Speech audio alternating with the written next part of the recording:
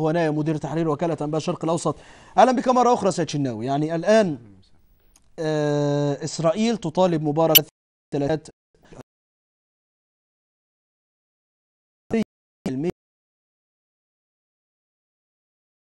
المصري منذ أيام. هل من الممكن أن نربط بين هذين الموضوعين، خصوصا وأن إسرائيل الآن تظهر هذه القضية في هذا التوقيت الحساس للغاية في تاريخ مصر؟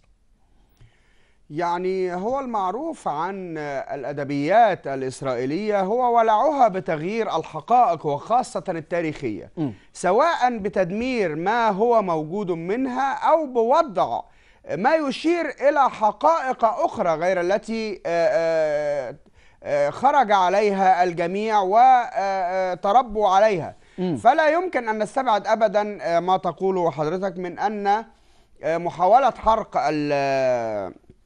المجمع العلمي بما يحتويه من خرائط وما يحتويه من حقائق كتب تاريخية مصنفة على أنها نادرة الوجود وليست متاحة لأي دولة أخرى، ربما يكون لها يد في ذلك.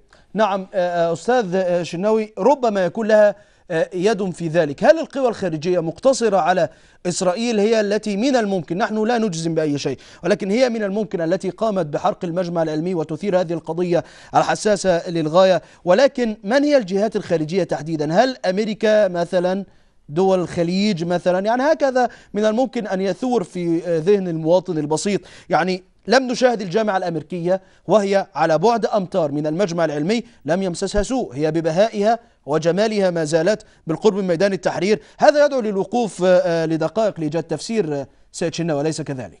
بالتأكيد، يعني هو ما جرى أصلا خلال الأيام الماضية يحتاج، يعني هناك أمور فعلا أصبحت مثل الأشباح. يعني المجلس العسكري يتحدث عن طرف ثالث، قوى سياسية تتحدث عن طرف ثالث.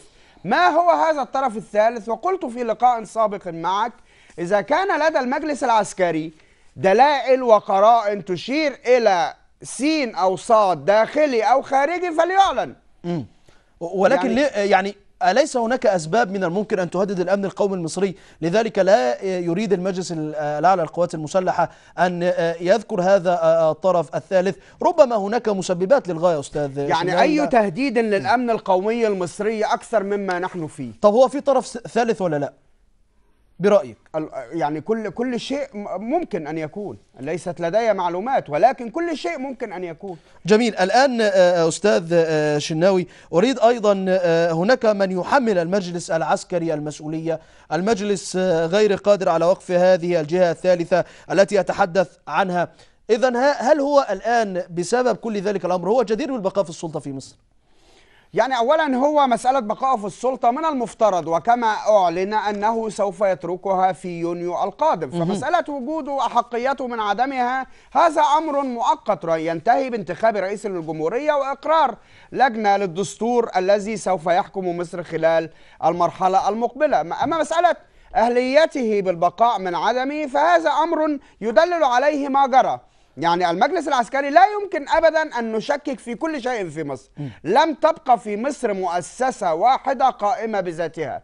إذا أنت شككت في الجيش وقدرته على حماية البلد داخليا فأنت تشكك إذن في قدرته على حماية البلد خارجيا. أنا ضد هذا المسألة، يعني الإقرار التعسفي بمسؤولية الجيش عن كل شيء. جميل. بالتأكيد يقع عليه جزء من المسؤولية، وبالتأكيد هو الحاكم الفعلي للبلد سياسيا وأمنيا، وبالتأكيد هو مطالب بحماية البلد داخليا وخارجيا.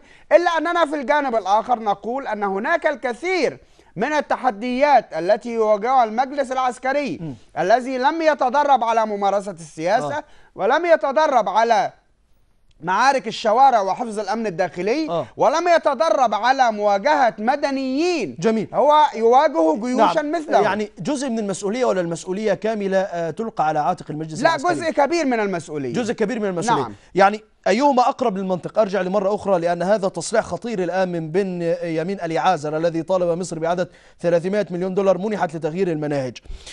والجهة الخارجية أيضا، يعني أيهما أقرب للمنطق أستاذ شناوي؟ هل جهة خارجية ما هي من تؤجج الأحداث في مصر، أم أنها قوى داخلية من رجال الأعمال المستفيدين من حسني مبارك هي المطلع بهذه الأحداث وتؤكدها الآن ما تقوله إسرائيل في هذا التصريح الخطير؟ ماذا برأيك؟